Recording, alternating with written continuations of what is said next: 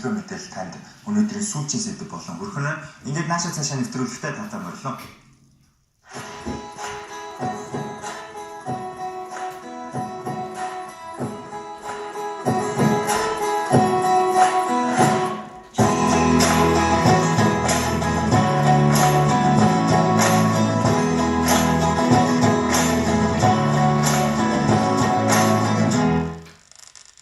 За зөв та бүхэнд бидний хүргэх эхний ярилцлага бэлэн болсон байна.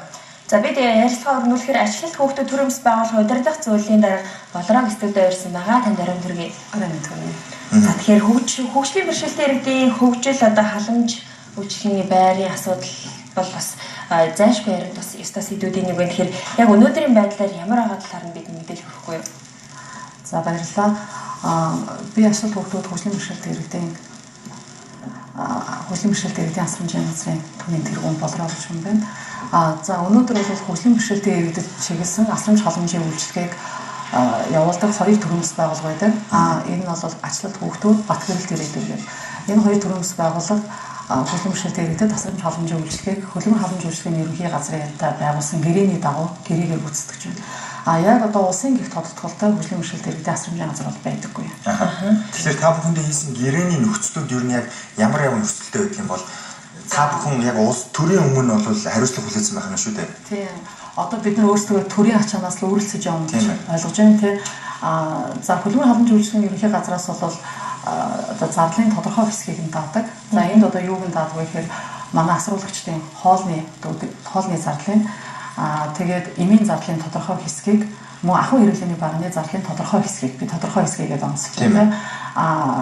Төрийн бус байгууллага болохоор байрныхаа түрээсийн зардлыг, ажилчдынхаа цалинг, ашиглалтын зардлыг тэгээд саяны эмийн зардал болон ахуй хэрэглээний зардлын үлдсэн хэсгийг хариуцдаг гэсэн үг тийм.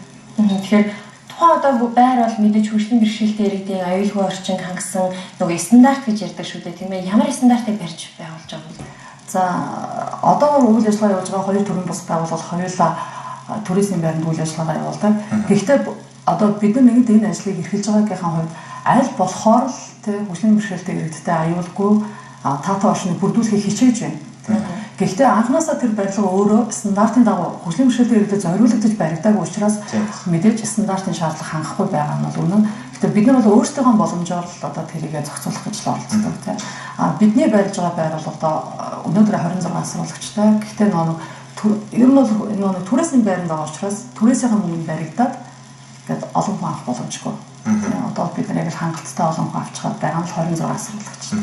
Тэгэхээр яг тантай ижлэхэн үйл ажиллагаа явуулдаг хичнээн байгууллагууд байдсан бол магадгүй бас төрийн өмнө хариуцлага хүлээгээд гэрээ хийчихсэн. Тийм би түрүүн хэлсэн хоёр байгууллага байсан. Нэг нь манайх, нэг нь Батгэрэлт иргэдэг. Тэгэхээр та хоёр байгууллагын ер нь хүрэлцээ хэдэн хувийг нь хангаж чаддаг гэж та бүхний одоо алтан бус тооцоололоор байгаа бол. За ер нь бол өдөр бүр нэгээс хоёр хүн заавал манай байгууллагт ханддаг. Энэ нь хорооны нийгмийн ажилтан байж болно, халамжийн мэргэжилтэн байж болно, эсвэл хувь хүмүүс ч юм уу тийм ээ. Энд нэг юм хөгжлийн бэрхшээлтэй иргэн байна. Харж хасрах ганц бий одоо харж хандах хөнгөө ганц бий хүн байна. Танах авч өгөөч туслаач гэдэг. Бид нар энэ 2017 онд бол юм бидэнд хандсан хандлагуудыг тийм кейс судалгаа болгож бүртгэсэн байгаа. Зөвхөн манай асрамжийн төвд одоогийн байдлаар 216 юм иргэд хандсан кейс судалгаа байгаа. Зөвхөн хандсан иргэд аваад өгөөч. Туслаад өгөөч гэдэг. За энд бол зөвхөн хувь хүн ч ханддаг, эмнэлгийн байгууллагууд ч ханддаг. Тийм. Одоо жишээлбэл инэрл эмнэлгээс бол манад их ханддаг. Одоо насанд эрүүл чирэг явж байгаад тийм одоо эдгээр ийм насны залуу хүн гинт хөгжлийн бэрхшээлтэй болох хэрэгтэй байхгүй юу? Яг тэгэхээр осол аваарт орж болно, цус харуулж болно тийм ээ. Гэтэл тэр хүмүүс одоо ганц бие ихнэр хүүхэдгүй ээж аав нь одоо эрт үүд болдог ч юм уу тийм ийм айлын ганц хүүхэд байсан. Энэ тохиолдол зөндөө байдаг. Нөгөө хүмүүс маань имлэгт тодорхой хугацаанд дэмжлэгдээд хөгжлийн бэрхшээлтэй болчихлоо гарах газаргүй болдог. Тэгээд очих газаргүй байна тийм. Яг өнөөдрийн хувьд бол энэ зохицуулалт ерөөсөө хийгдэггүй. Тэр хүн имлгээс гараад яг шууд очих газар бол одоогоор байхгүй байгаа. Тэгээд нөгөө газрууд бидэнд ханддаг. Ямар ч гэсэн ингээл хаяг адрес аваад судлаад бид нар боломж бололцоотой үедээ авдаг. Тэгээд бололцоогүй үедээ уучраа хэлдэг тийм. Одоо бол ямар ч авах боломжгүй байна. Би энд нэг жишээ хэлье.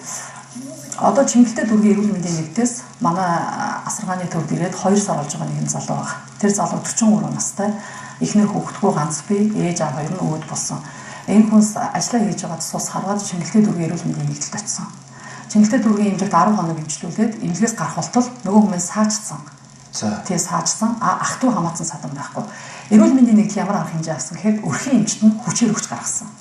Өрхийн эмчийн дуудаж байгаа. Тэгэхээр тэр өрхийн эмнэлгийн статус ямар вэ те дотроо оргүй эмнэлэг шүү дээ. Чихлээ байхгүй шүү дээ тийм. Охин нөгөө хүнээ төрний одоо тийм такси дуудаад аваад гараад ирсэн. Тэгээд нөгөө хүнээ аваад найдвар хоспистаар очсон байгаа юм. Найдвар хоспистаар очиод хэвтүүлэх гэтэл хоногийн 45,000 гэж хэлсэн.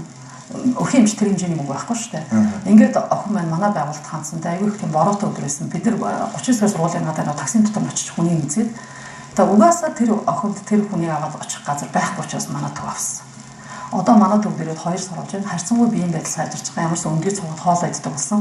Гэхдээ одоо бол тэр хүний хэн асран халамжлах ёстой, тий хаана асрамжлуулах ёстой гэдэг захирам шийдвэр гаргаагүй байна. Ер нь одоо танай байраар үйлчлүүлж байгаа одоо хөгжлийн бэрхшээлт иргэдийн үед ямар үйлчлэгийг ер нь авдаг юм бэ? За бид нар бас л одоо ер нь бол асрамжийн газарт нэгдүгээр бол асрам тийм асрамжлал өөрөөр хэлбэл харж ханд хүн ганц бий учраас тэр хүмүүсийг асрамжлах үйлчлэг явуулж байна. Хоёрдугаар бид нар тийм сэргээн засаг үйлчлэгийг явуулахыг зорддог. Аль болох одоо хэрвээ одоо эдгэшгүй биш бол тийм ээ төрөлхийн биш олдмол бол энэ хөгжлийн бэрхшээлийг нь бас арилгахыг хичээж байна. Жишээ нь бид нар одоо энэ манад Чингэлтэй дүүргийн эмнэлгээс ирсэн залуу насан туршдаа хөгжлийн бэрхшээлтэй иргэдийн асрамжийн газарт үлдэнэ гэж бодохгүй байгаа. Аль болох тэр залуу сэргээн засаж тийм урдын хэвийн амьдралд нь оруулахыг зорж байна. Тэгэхээр яг танай асрамжийн байгууллага ер нь яг ижил төрлийн байгууллагт ажилладаг хүний нөөцийн шинж тэмдгийг та хэлж өгөхгүй. Яг ямар боловсрогчин танай дээр ажилладгийг магадгүй дутагдaltaй бол энэ мэдээлэл одоо сурч боловсрч байгаа тэдгээр хүмүүст хэрэгцээтэй байх болов. За хөгжлийн бэрхшээлтэй иргэдийн асрамжийн одоо ер нь бол хөгжлийн бэрхшээлтэй иргэдтэй яг асаргааны тал дээр бол дадлagжуулах, туршлагажуулдаг тийм одоо мэргэжлийн сургууль бол үүндээ байхгүй. Бид нар ажилчдаа яаж авдаг вэ гэхээр одоо хөгжлийн бэрхшээлтэй иргэдийн асрамжийн газар тасаргааны ажилтан аавна гэд өөрсдийнхөө практикаар тэднийг дадлagжуулж сургаж авдаг тийм. Гэхдээ мэдээж нийгмийн ажилтан байна. Эмч маань, сувгч маань бол мэргэжлүүлсүүд байдаг. Бүгдээрээ сайн дурын ажилтнууд өөрсдөө сайн дураар ажилладаг. Асаргааны ажилтнууд бол өөрсдөө дадлagжуулж авч байна. Ер нь та төрийн байгууллагатай холбогдож үзсэн үү энэ сэдвээр яагаад түр өнөөдөр хүртэл өөр дээрээ нэг цэгийг бий болгоогүй эдгээр хүмүүст яг түрүүний таны дурдсан кейс дээр бол тэр хүн нэрээ одоо хайчилтай байлээ. Одоо таны байгууллага байгаагүй бол хайчих ёстой байсан. Тийм ээ. Би нэг хүнтэй уулзаад ийм хариу сонсч ирсэн. Монгол улс бол хөгжлийн бэрхшээлтэй иргэдийг эрхийн тухай конвенцэд нэгдсэн орн гэхээр нэгдсэн. Энэ конвенцээр бид нар ямар болгоо өрөвдөлдөг вэ гэхээр хөгжлийн бэрхшээлтэй иргэдийг аль болох төвлөрүүлэхгүй сэрүүлэх болов байлтгаа гэж тэр хүн надад тайлбарсан байхгүй. Би бол энэ үзэл баримтлалын эсрэг байгаа юм. Яг бол магадгүй тэр чинь их хөгжингүй орнуудад олон хөгжлийн бэрхшээлтэй иргэдийн асаргааны төв байгаа. Боломжтойг нийгэмшүүлэх ёстой гэсэн үг өгүүлбэрийг манайх зөв шууд татаж аваад ерөөсөө огт ганц ч байхгүй байхад байгуулах ёсгүй гэдээ ойлгочих хэрэгтэй юм шиг тайлбарлаад байгаа байхгүй. Энэ бол зайлшгүй стандартын шаардлагын хөгжлийн бэрхшээлтэй иргэдийн асрамжийн газар байх ёстой. Харин тэглээгээд олноор нь төвлөрүүлэхгүй тийм ээ боломжтойгийн нийгмийн дунд нь амьдруулад үнэхээр амьдрах боломжгүй чадваргүйг нь энэ төрөлсөн асрамжийн газарт бол авчрах ёстой. Нэг улсын хэмжээнд бол нэг төв зайлшгүй байх ёстой гэж бодож байна. Танай байгууллагын сарын зардал юу вэ? Хэд болдог вэ? За бид нар сард 6-аас 7 сая орчим төгрөг. Энэ хамгийн их сайхан танаад явхад. Яг бол манай түрээсийн байр сая 800 сая төгрөг. Түрээсийн зардал гарч байна. Ажилчдын маань цалин 2 сая гаруй төгрөгийн цалин гарч байна. Асрагч нарт бол цалин тавьдаг юм. Бус нь сайн дураар ажиллаж байгаа юм. Яг асаргааны ажилтнуудад цалин тавихаас аргагүй тийм. Тэр 2 сая гаруй төгрөгийн цалин тавьж байна. Хоол хүнсэнд бол 3 сая орчим төгрөг зарцуулдаг. Арчлалтын зардал бол тэгээд янз бүр л байдаг. Тэр нөө байр дэглэм яаж гарахаас бол байршил нь хаана байдаг юм бэ танаа? Одоо манайх 3 төрлийн хоолтой байна. Баян бол төрөлсөн юм. Тэгээд энэ бол хөгжлийн бэрхшээлтэй иргэдийн асрамжийн газрыг төрөөсийн байраар удаан явуулах нөхцөл бас хэцүү. Тийм. Үнэхээр одоо яг гэр хорооллын дунд ч юм уу нөхцөл болцоо муутай газар аваачаад тэгээ одоо тэднэрээ нэг байр сав жижиг юм байр сав давцаар байх боломж байдаг гэж магадгүй. Ер нь жоохон боломжтой тийм. Одоо нэг нийтийн халуун хөл тусдаа ч юм уу ер нь арай нэг тогттой газар байлгах чиг гэхээр тэр хавийн оршин суугч нар юм уу түрээслэгч нар дургуй цаад байдаг байна. Тийм бас олон шалтгаан бий. Тэр заавал одоо түрээсийн байр гихгүйгээр өөрийн гэсэн байртай байх болох мэдээж зорилт тавьж байгаа. Тэгэхээр яг үүнтэй холбогдуулаад бас аян өрнүүлж байгаа гэсэн энэ тухайга татвартай За бид нар их олон тийм хэрэгцээ шаардлагууд байна гэж хэлсэн тийм ээ. Энэ олон хэрэгцээ шаардлагуудыг судалж байгаад ер нь бол зайлшгүй одоо хөгжлийн бэрхшээлтэй иргэдийн хамгаалал халамжийн одоо стандартын жишээ нэг юм асрамж халамжийн төв хэрэгтэй юм аа. Энэ төвийг байгуулцгаая гэж зорилго тавиад манай төвөөс байгуулгын болон бидний эдийн засгийн сайн дурын ажилтнууд маань ачлалт үйлсгээд тийм хүмүүнлэгийн аяа өргөн гэж байгаа.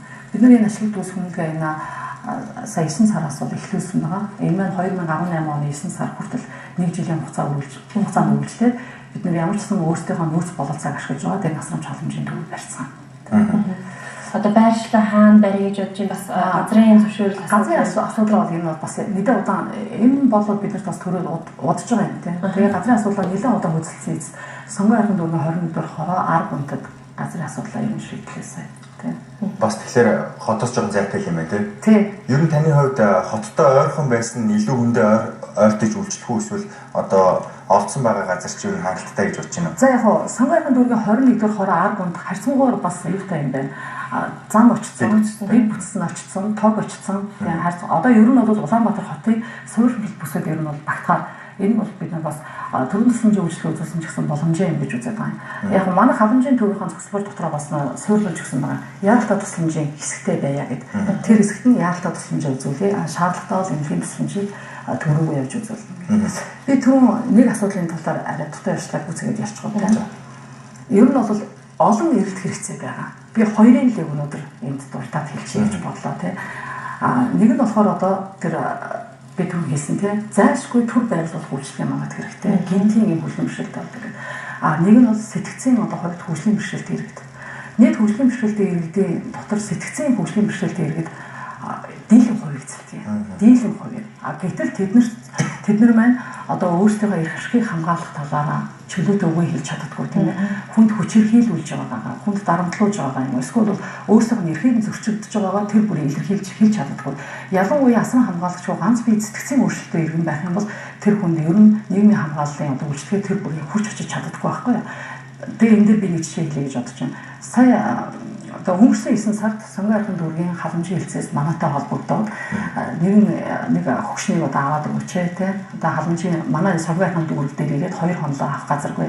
Ямар шалтгаанаар энэ хүн ингээд танаад байгаа юм бэ гэхээр Бацумбрын асрамжийн газар цахимжаар очсон Ахмад Настан гэхдээ сэтгцийн өөрчлөлттэй учраас Бацумбрын асрамж асрамжлахгүй гэж буцаачлаа. Одоо нөгөө хүн хайж байгаа гэдэг асуудал гарч байгаа байхгүй. Тэгээд бид юу гэж бодож байгаа гэхээр сэтгцийн хувьд өөрчлөлттэй тэгээ асрамж халамж шаардлагатай асуудыг нэг төрөнд энэ халамжийнхаа төвд авч хамгаалъя. Огт байдаг байх юм шүү дээ. Байдаг юм тийм төв. Сэтгцийн эрүүл мэндийн үндэсний төвд бол сэтгцийн асрамжийн поликлиник гэдэг нэг 100 ортой тасаг байгаа. Тасаг асрамж биш. Тэрэнд нь одоо бол 140-150 хүн байдаг гэж би сонссон. Нэмж авах ямарч боломжгүй. Тэрэнд чинь арай нэг хурц хэлбэрийн миний яриад бол өөр ахгүй юу? Сэтгцийн хувьд одоо арай IQ багтаа те хөнгөн хэлбэрийн оюуханы хомсолтой. Гэхдээ би тааж өөрийг авч чадахгүй л асуудал гэдэг нь. Гэтэл сэтгцийн эрүүл мэндийн үндэсний төвийн асрамжийн поликлиникт бол одоо хурц хэлбэрийн сэтгцийн өөрчлөлтүүдийг авч байгаа. Тийм энэ хоёр тийм өөр асуудал. Гэтэл ийм хүн одоо сэтгцийн өөрчлөлттэй бие дааж амьдарч чадахгүй байгаа улсуудад нийгэм зайлшгүй туслах хэрэгтэй. Бид энийг авъя гэж нэгдүгээр бодож байна. Хоёрдугаар хүүхдийн асрамжинд байгаа хөгжлийн бэрхшээлтэй иргэд. Хүүхдүүд тэд нар насанд хүрэхээрээ хайж байгаа. Энэ аюул том асуудал тийм. 24-5 хүрчгээд хүүхдийн асрамжаас гарч чадахгүй байгаа хөгжлийн бэрхшээлтэй иргэд байдаг. За бидний ярилцах цаг энэ хүрээд өндөрлөж байна. За мэдээж таны эхлүүлсэн ажил бөгөөд хийж яваа үс чинь их буянтай үс байна. Тэгээд мэдээж бүтэх нь бол ойлгомжтой. Харин цаг хугацааны л асуудал байх болов. Тэгээд та бүхэн цаашдаа ажилд амжилт